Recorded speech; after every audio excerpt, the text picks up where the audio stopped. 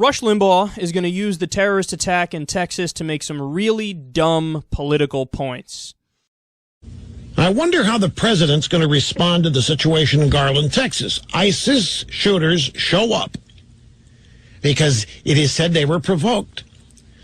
Pam Geller and her group, oh yeah, they can have a convention on drawing cartoons of the prophet, but they are responsible for what happens. If somebody pulls a gun out and shoots at them, it is their fault. Not the perps, not the shooters, it's their fault.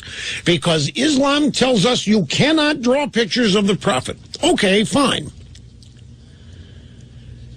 If Americans are to respect and obey the laws of Islam that prohibit the drawing of pictures of Muhammad, then why wouldn't Americans have to respect and obey Islam's laws and punishments regarding gays and women?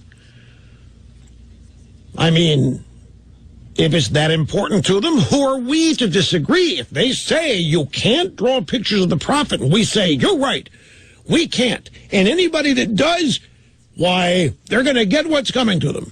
Then you move over to other aspects of militant Islam, and we know what happens to homosexuals in Iran or any other Islamic country. We know what happens to women.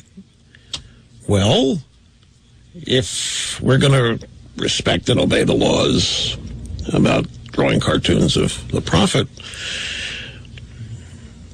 don't we have to respect what Islam says about homosexuality and women? I mean, where do we draw the line and say, no, we can ignore that?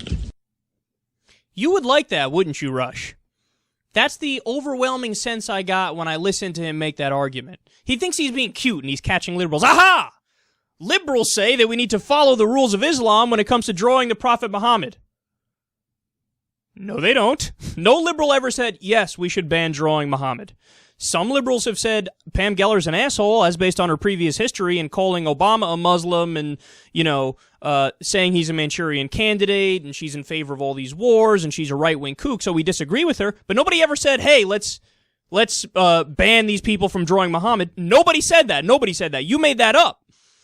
But then he goes on to say, well, then why can't we use Islamic laws for treatment of women and gays? Well, again, you would like that. Who's much closer to Muslim fundamentalists on those political issues? Liberals or conservatives like Rush Limbaugh? Oh, there's no doubt.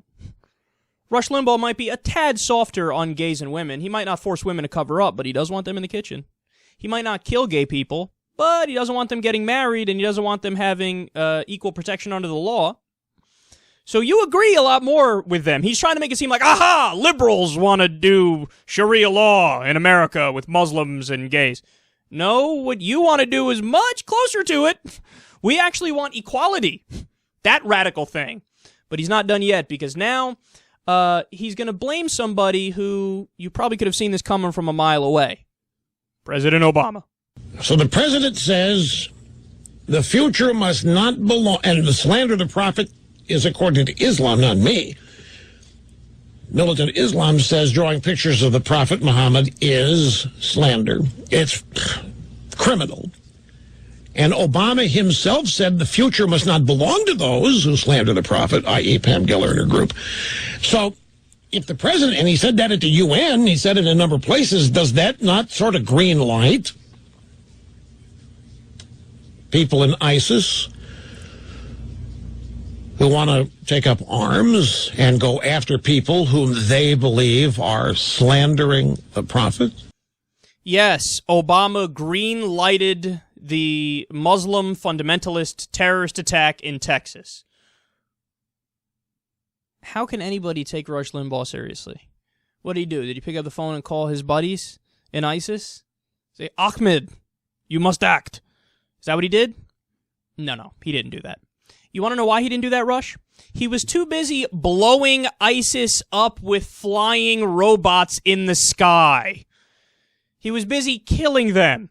He was over there in Afghanistan and Syria and Yemen and Pakistan and Somalia and Iraq and in all these places where we have troops there on the ground for intelligence purposes and we have flying machines of death, drones and airplanes that are blowing people up from the sky.